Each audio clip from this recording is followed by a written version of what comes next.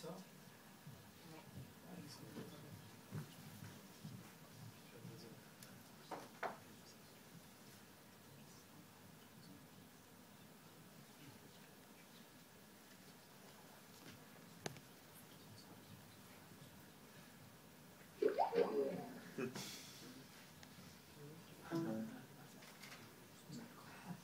Ma canne est morte. C'est pas vrai, il n'est même pas réveillé, je suis sûr. Il dort encore. Il n'est pas toujours présentable quand on l'appelle. Non. Peut-être qu'il va être dans son lit. T'appelles Mathieu Touvenin, chez Sismic. Alors vas-y, appelle. On va avoir une petite surprise. Ils sont chez Sismic.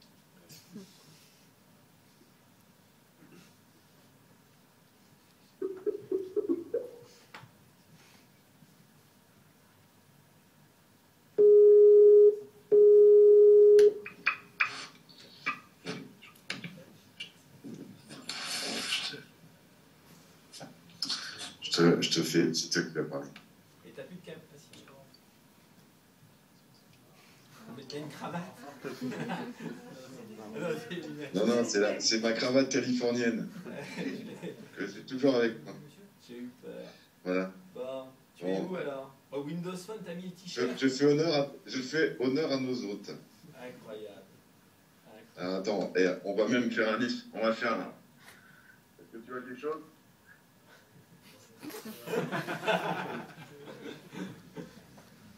Hein? Tu l'as mis dans le dos. C'est pas beau? Ouais, c'est beau, ouais, c'est bien. Ouais, c'est un t-shirt que j'ai volé à la conférence Windows Phone la semaine dernière. Bon. Alors, tu vas nous parler de quoi, Philippe, ce soir? Bah, écoutez, Windows Phone 7, Silicon Valley, j'aurais pu vous parler de Facebook, j'aurais pu vous parler de Twitter, j'aurais pu vous parler d'Yelp, j'aurais pu vous parler de toutes ces sociétés qui sont prêtes pour le lancement. Mais j'ai préféré pour une fois ne pas vous parler et d'être qu'on se sente chez nous, en France, chez Sismic. Voilà. Donc c'est pas moi qui vais parler, pour le coup. J'ai demandé à Mathieu Touvenin, qui est donc responsable des plateformes mobiles chez Sismic, de témoigner sur leur lancement Windows Phone. Bon, j'étais à une conférence la semaine dernière qui a été organisée au San Francisco Design Center, qui était assez intéressante. J'ai eu quelques témoignages de développeurs qui sont prêts pour le lancement, qui sont intéressés, où il y avait une centaine de personnes qui étaient là, des .NET, un petit peu toutes sortes de personnes qui étaient là pour parler de... Et ça, c'est un effort fait par Microsoft à l'occasion du lancement. Voilà, 2 journées où il y avait des sessions, des explications. Enfin, on sent que véritablement le lancement va être... tout le monde s'y prépare de façon très très dure. La seule chose que je peux vous promettre pour aujourd'hui en tout cas, c'est que je ne chanterai pas la Marseillaise. Donc vous allez être tranquille. Je n'ai pas l'objectif du tout de faire ça. Mais en tout cas, j'ai trouvé que c'était intéressant de discuter avec Mathieu et qu'il nous fasse partager son expérience. Il a des choses très, très intéressantes à témoigner. Donc voilà, exceptionnellement, Mathieu, est-ce que tu peux nous parler de rappeler ce que tu fais chez nos amis de Sismic et puis nous parler un petit peu de comment tu vois le lancement, est-ce que vous êtes prêts, comment ça se passe, etc. À toi. Bonsoir, bonjour tout le monde. Bonsoir Mathieu. Enfin, on voit que toi, Christophe, hein. Tu peux nous faire un plan là, il y a que toi. Attends, je tourne. Voilà. Ah, bah bonjour. Bonjour. Oh, les jolis sièges verts. C'est joli, hein. Bon, allez, Mathieu.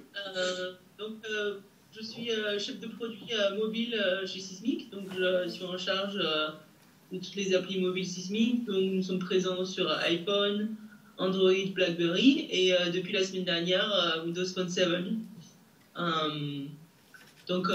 Pour Windows Phone 7, on a commencé à travailler sur l'application il y a Ça va faire 1 an maintenant, depuis le jour où on a commencé à prendre sur la plateforme. Nous avions fait une première démo de l'application en mars au Mix à Las Vegas. Et nous venons à peine de finir l'application et elle est disponible sur le marketplace pour les chanceux qui ont un téléphone, on a la chance d'avoir un téléphone, parce qu'il n'est pas encore disponible aux États-Unis, donc hélas, on l'a acheté ici. Et puis ils sont durs, hein, Windows, ils rigolent pas. Vous voulez développer sur Windows Phone, il faut avoir le téléphone. Nous, on veut pas des mecs qui développent sur du web, tout ça, on sait pas ce que ça rend, on veut que vous sentiez l'expérience utilisateur. Ça, c'est un très bon coup, ça.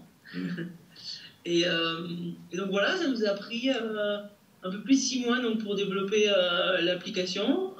Pour ceux qui ne connaissent pas Seesmic, Seesmic vous permet de gérer tous vos réseaux sociaux dans une application, que ce soit donc, sur mobile, sur le web ou sur le desktop. Et sur le desktop, on a donc sur le mobile, vous pouvez gérer plusieurs comptes Twitter et un compte Facebook. Et donc poster en même temps sur Facebook et Twitter à la fois. Regardez vos messages de l'un à l'autre et c'est très facile de switcher de l'un à l'autre. Et dans l'interface, pour ceux qui n'ont pas encore eu la chance de tester l'application, vous pouvez customiser un peu votre écran d'accueil à la façon de l'écran d'accueil du téléphone en lui-même.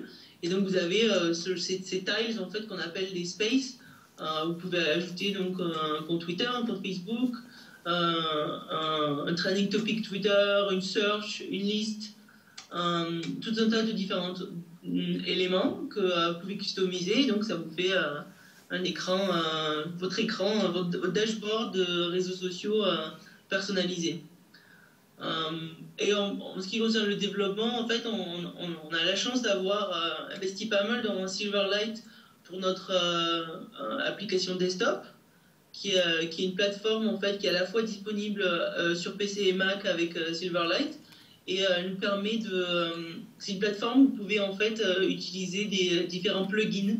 Et donc un plugin peut être un réseau social, peut être un plugin de search, ou un plugin peut apporter des éléments nouveaux en fait dans votre timeline pour chaque message Twitter.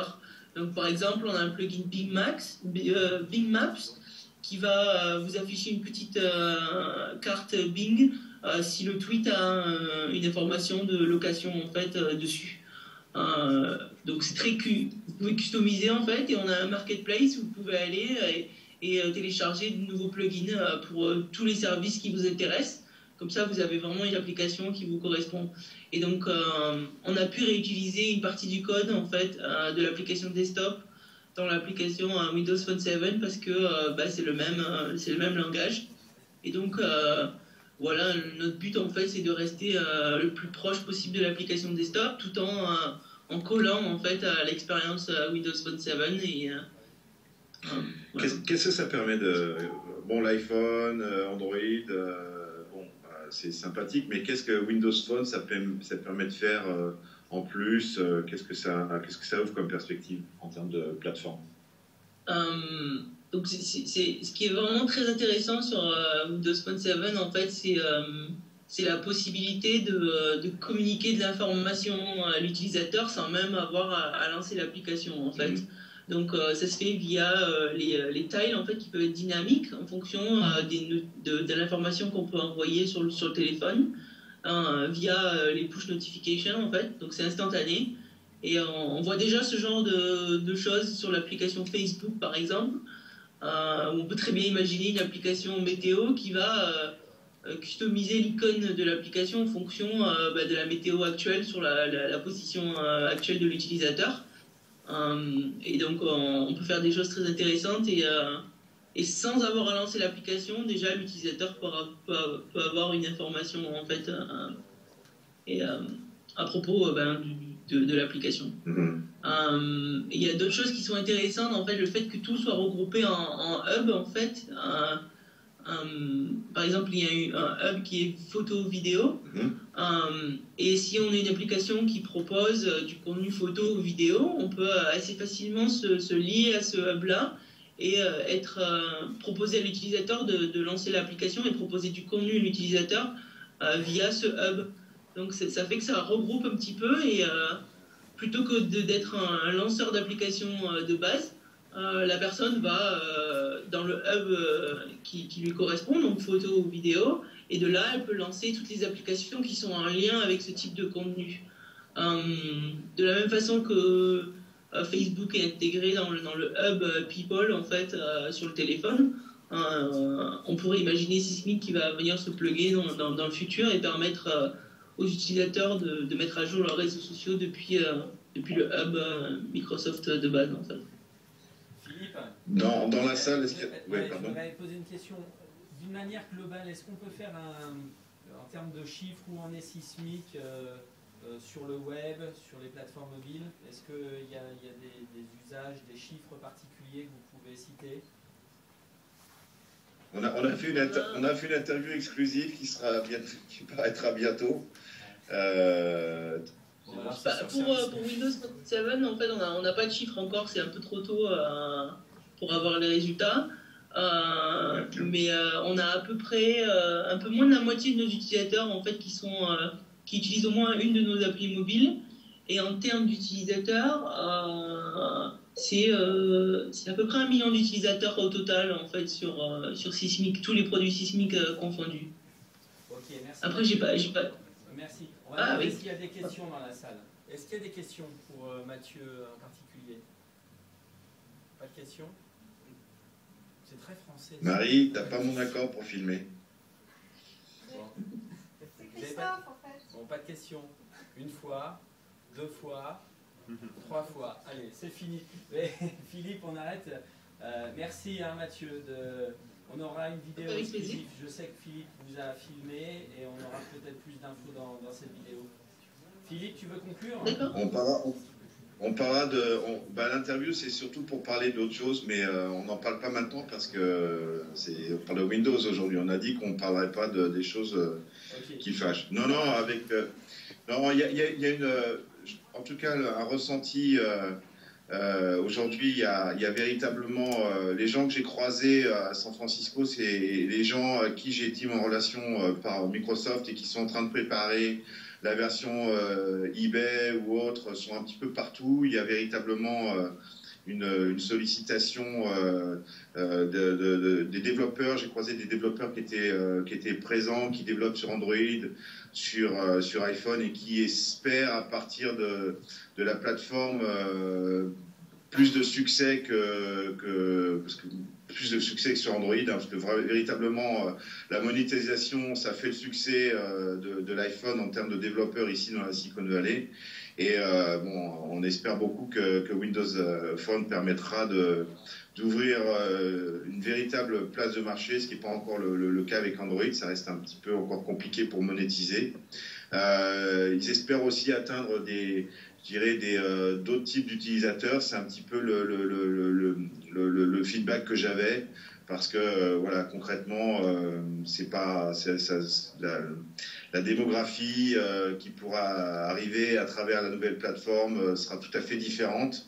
Donc très sérieusement, des choses assez excitantes. Il faudra attendre un petit peu pour voir les choses grossir beaucoup plus ici en termes de développement.